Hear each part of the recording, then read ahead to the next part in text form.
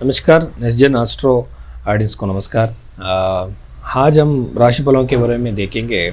उससे पहले मैं एक जानकारी देना चाहता हूँ। देखिए, जब भी आप एक एस्ट्रोलॉजर के पास जाते हो ना, वहाँ आपका जब बर्थ डिटेल्स देते हो, वहाँ वो एस्ट्रोलॉजर आपका जन्म कुंडली को देखकर आपका जो कुछ पास्ट इवेंट्स को बताना पड़ेगा, क्योंकि आपका जो जन्म समय है वो ठीक करना पड़ता है। इसको हम बर्थ टाइम रेक्टिफिकेशन कहते हैं। ये ठीक करने के लिए आपका जो पास्ट इवेंट्स को देखकर बताना पड़ेगा, उससे वो लग्न को पता करता है, बाद में आपको प्रेडिक्शन देता है। उसके साथ आपका जो रेमेडीज़ देता है ना, वो जेमस्टोन्स, न्यूमरोलॉजी, टैरोट कार्ड, वो ज्योतिष नहीं है। बृहद पराशर शास्त्र में सिर्फ मंत्र जाप और दान के बारे में उल्लेख है, वो रेमेडीज़ को देना पड़ेगा। आप पूछ लीजिए ये किस ग्रंथ में है ये पूजा के बारे में। और साथ में और एक विचार है, आपका जो प्रेडिक्शंस वो देता है ना, वहाँ जन्म कुंडली में बहुत सारे विचारों को देखना पड़ेगा। वो दशा कौन सा है, योगिनी दशा, चर दशा, बहुत सारे दशाओं को अप्लाई करना पड़ेगा। हस्त सामुद्रिक भी देखना पड़ता है, बाद में प्रश्नशास्त्र भी देखना पड़ता है, बाद में वो प्रेडिक्शन देना पड़ेगा। इसके लिए बहुत समय लगता है, 5 मिनट में 2 मिनट में ये नहीं होगा। ठीक है, इन सारे चीज़ को देखकर समझकर आप एक एस्ट्रोलॉजर के पास जाना पड़ता है, उसको आप रिस्पेक्ट देना पड़ता है। वो रिस्पेक्ट की वजह से वो इंट्यूशनली आपको एक प्रेडिक्शन देता है। कुछ लोग होते हैं सिर्फ पैसे कमाने के लिए ये धंधा कर रहे हैं, उसके पास नहीं जाना। ये मेरा रिक्वेस्ट है। साथ में आज हम राशि फलों के बारे में देखेंगे।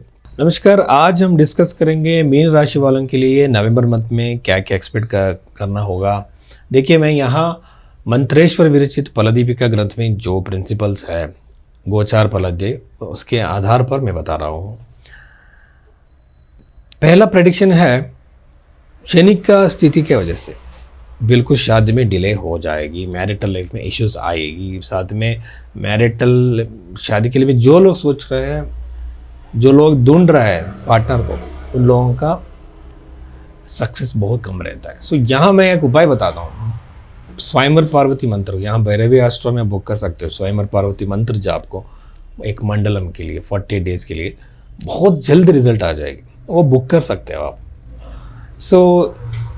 इसके लिए एक दिन के लिए आपको 100 रुपये लगेगी। उसके बारे में हम बाद में बात करेंगे।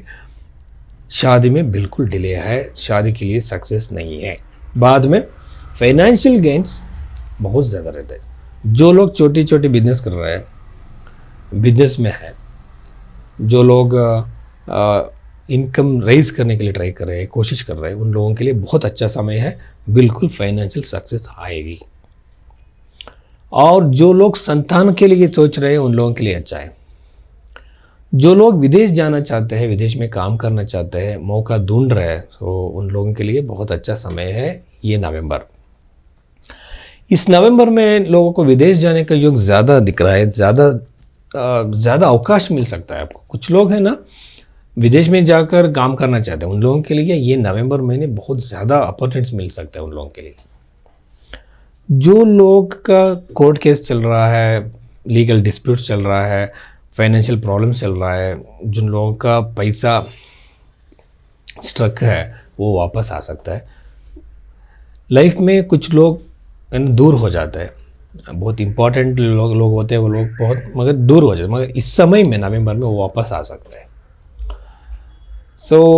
और एक विचार है कि यहाँ और एक विचार मैं बताना चाहता हूँ। ये मीन राशि के लिए ये जो स्वामी है जुपिटर, वो पंचम भाव में स्थित है ना, इसके वजह से छोटी सी हेल्थ इश्यूज, क्योंकि वो हम नेचुरल जोडैक साइन में ये इसको हम 12th हाउस बोलते हैं। 12th हाउस का मतलब है पैर।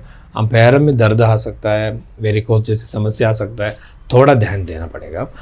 बहुत सारे लोगों को मीन राशि वाले में आपका पैदा हुआ तो आपका जो हेल्थ में जो डायबिटीज़ रिलेटेड इशू ज़्यादा आता है, थोड़ा ध्यान देना पड़ेगा। फिजिकल एक्टिविटीज़ के ऊपर, प्राणायाम के ऊपर थोड़ा ध्यान दीजिए, क्योंकि ऐसे क्या है ना, बहुत लोग हैं ना जिम जाते हैं, वर्कआउट कर रहे हैं, मगर योगासन के बारे में, प्राणायाम के बारे में कुछ भी पता नहीं है वो लोगों को। क्योंकि हम इनर ऑर्गन्स को एनर्जाइज करने के लिए वो काम करना ही पड़ेगा। सूर्य नमस्कार को आप देख सकते हो,